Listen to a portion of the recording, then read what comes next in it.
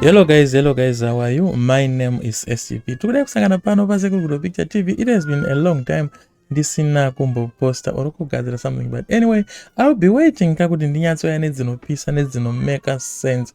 This is why I don't rush to post on daily basis like what I used to do. Anyway guys, before we go any further, please may you please subscribe to my YouTube channel. Yange yakumanya wana yange yakura unongo pressa chibhatani ichocho kutosiyana nazvo, but anyway rekaitipinda munyaya yanhasi, otherwise mazoti sekuru vanotaurisa vasinganange papo. And today I have a video. So zvainzi mubobobo chinonzi mubobobo chii? Okay, some say mubobobo mushonga unoshandiswa navanhurume kuti vavate nevanhukadzi vasingazvizivi. Zvinogona kuitika masikati, zvinogona kuitika parengi, zvinogona kuitika pamusika, zvinogona kuitika mutaxi, mukombi, anyway mubhazi rekuenda kumusha, zvese zvinogona kuitika, kana mumunda chaimo zvinogona kuitika. So anyway, it seems as if vakadzi vaane hwavo mubobobo. And nhasi timbotaura about this video. I'm going to play this short video, then we'll talk after this video. Okay, so let me just jump right into the video and see.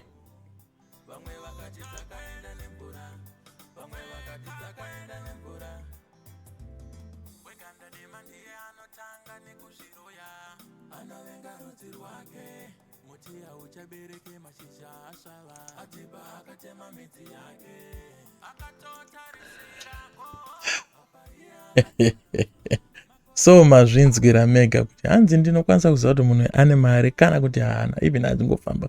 So what kind of psychic abilities are those? So as for me, I think ndazvifananidza nemubobobo. But anyway, also we have another thing to add on, chinoita kuti message ibayabuda. Kune nyaya iri kunetsa mazuva ano yemanjuzu, and if you look at these young ladies, you can actually see kuti zvine chekuita, you can actually see kuti zvine chekuita nemanjuzu. Even if you check at the dressing, mumwe wacho aritodairira achiti yeah.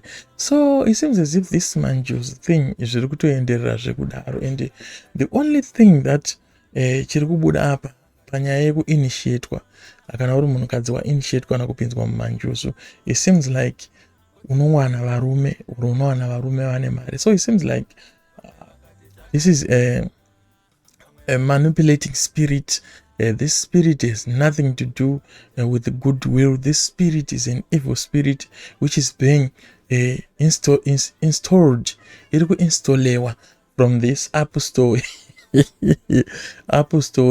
yemachembere what. And I have a very interesting video that is coming after this video. Check this video, that video after this video. I'm going to put the link in the comment section on the first comment. That's where you are going to get a full analysis of this manjuzu thing, because there's another video also that I'm going to be talking about. So guys, unonyatsoona kuti pane zviri kuitika, and I've been doing research kuti ndione kuti chii chiri kunyatsoitika, manjuzu aya ari kubvepi, zviri kumbofamba sei, and now I think I have the answer for you. So in the next video, be there to watch, and what these ladies are saying and doing, hazvina mwari mukati.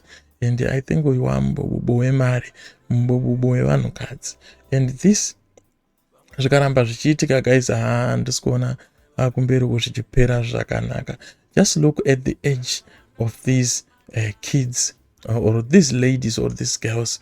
Hatasa kusvika kwakaita vanasikana, and we wonder kuti vana vakakurira. Guys, I want to ask, vana kana makavatasa vakakurira kuHarare, vakakurira kumusha, vakakurira kupi? If you hear the tone yamavoice, you can see kuti vakakurira kuHarare. So the other thing that I've seen panyaya yemanjuzu, you can see kuti vanhu vari kuinitiatwa vachipinzwa mune zvemanjuzu havana a strong rural background. There are those ladies who grew up in the city who are being taken advantage of. This mambuya vaita faded it up nechihure. This mambuya, they want to make money out of these young girls. This is why they are initiating them into this thing, telling them lies. Kana wakakura kumusha chaizvo, you know, and you know kuti nyaya dzenjuzu dzaitarwa, and you know kuti njuzu kana ichinzi yaenda pamunhu, yabata pamunhu, kana shai renjuzu rasvika pamunhu rinoita sei, chii zvinoitika. And these days vanhu vari kungotenga shai renjuzu kunge munhu ari kutenga mazepu mushopu, kunge munhu ari kutenga airtime. Munhu anobva panapa otodzoka kumashops kwakutotaura ndatiwo manjozo, and people and these young ladies, especially these young ladies, they are so proud of it. They don't even know what this spirit of this marine spirit or spirit of mermaids and stuff and the culture is must be so secretive. It is sacred. It's not something that you boast around talking to people. People must not even know that will remind you. So I'm just wondering what these young girls are doing and who is behind this. I think the government should actually intervene. And I think this nyaya manjuzi kuvarume vari kuaffectwa nemadrugs nanamutoro, ende kuvakadzi vari kuaffectwa nedzisi nyaya manjuzi, of which munhu hapana kana chinenge chitoripo. And I'm going to say a lot in the next video. I don't want to say all of it on this video, but I'm gonna also come with this video also when I talk about the other video that I saw Tapumani, this other bright journalist from Zimbabwe, was doing with the Manju's initiator. So guys, be there when I talk about this, so that you get to understand from my opinion what is really happening.